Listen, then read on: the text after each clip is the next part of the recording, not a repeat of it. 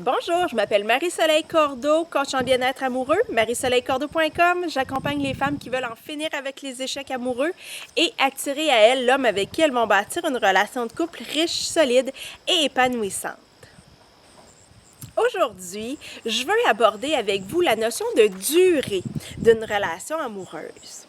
Parce qu'on a été conditionné très jeune, en bonne partie par les contes de fées, que l'amour, c'était supposé durer toujours. Que quand on trouvait la bonne personne pour soi, l'amour allait durer jusqu'à la fin de notre vie.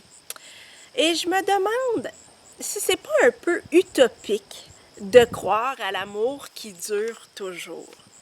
Puis, juste avant d'aller plus loin, je vais faire une petite mise en garde parce que j'aimerais pas ça recevoir plein de courriels de personnes qui me disent « Mais oui, mais moi, Marie-Soleil, ça fait 30 ans, 40 ans, 50 ans que je suis en relation, puis ça va toujours très bien. » Je sais que ça peut exister. Et je suis pas en train de dire que ça n'existe pas, mais je suis en train de dire que, en fait, de questionner cette idée-là, que c'est forcément ce qui devrait arriver, en fait. Pourquoi? En fait, je veux vous amener à vous questionner sur pourquoi on voudrait que notre relation amoureuse dure pour toujours.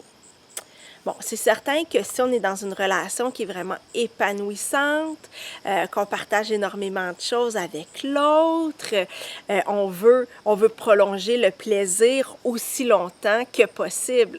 C'est normal.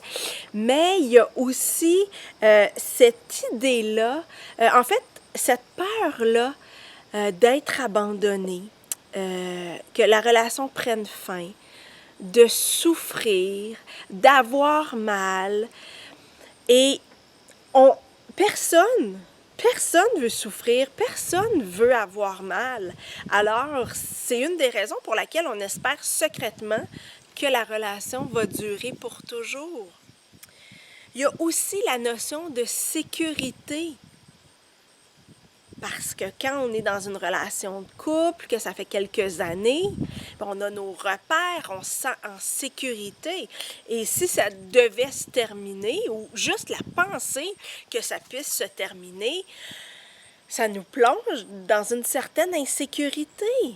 Donc, inconsciemment, on nourrit cette idée-là qu'on voudrait que ça dure pour toujours. Maintenant, je pense que quand on caresse ce rêve secret-là, on perd de vue une chose importante.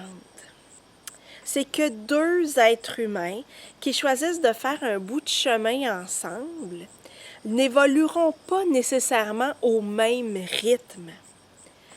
Et qu'on peut aimer l'autre de tout notre cœur et de toute notre âme. Il est possible qu'à un certain moment,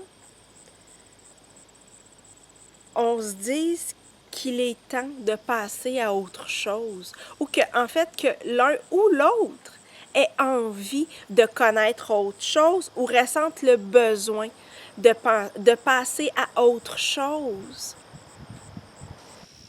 C'est la raison pour laquelle je vous encourage à modifier votre vision de la relation de couple. Ça va vous éviter beaucoup de souffrance, de cesser de percevoir la relation de couple comme une finalité, mais plutôt de voir la relation de couple comme un chemin.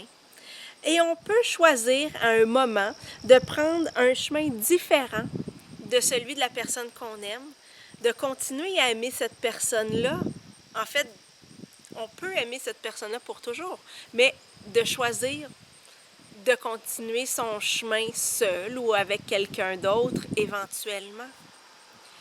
Et de voir la relation de couple de cette façon-là, va vous amener à vivre beaucoup moins de peur d'abandon, de rejet ou de vous retrouver seul, et va peut-être même éviter que vous restiez dans une relation qui ne vous convient plus seulement par sécurité. Alors, je vous invite à réfléchir là-dessus, puis aussi à partager avec moi votre vision sur le sujet. À bientôt!